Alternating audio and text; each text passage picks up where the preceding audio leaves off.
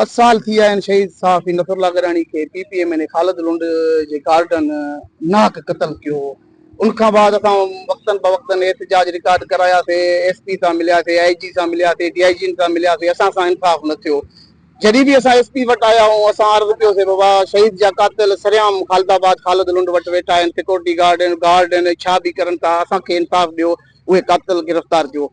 अनवर खितरान साहब वरी उनखां कमु टपाए छॾियो त असांखे जेको प्रेटेस्ट मिलियल हुयो, जेकी सिक्योरिटी मिलियल हुई, कातिलनि जी विंगार वांदे उहे असांखां खसे वरितई।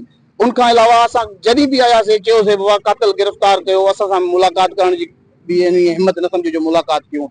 असांजो भला ख़ालिदाबाद कचो लॻो पियो आहे जो उते SP जा पर खणनि था उते वञण जो।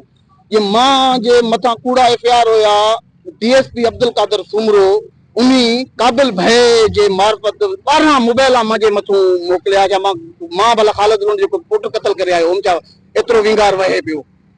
असां मुतालबो कयूं था पिया IG सिंध खे, उमेद भी आहे उनमें जो असां सां इंसाफ़ कंदो। असांजो जाइज़ मुतालबो आहे शहीद जा कातिलनि खे बरकत लुंड रुको शाह खे गिरफ़्तार करे असां सां इंसाफ़ करे, शहीद जे बचड़नि सां, शहीद जे फैमिली सां, शहीद जेको आहे मुंहिंजो फैमिली जो कोन्हे सहाफ़ियुनि जो बि आहे उन सां बि इंसाफ़ करे, शहीद सिंध शऊर जे लाइ आवाज़ उथारियो, उन्हनि सां इंसाफ़ करे ऐं कातिल गिरफ़्तार करे। शहीद नसरुल्ला गिराणी जे कातिलनि खे गिरफ़्तार कयो ऐं उनखे इंसाफ़ ॾियो।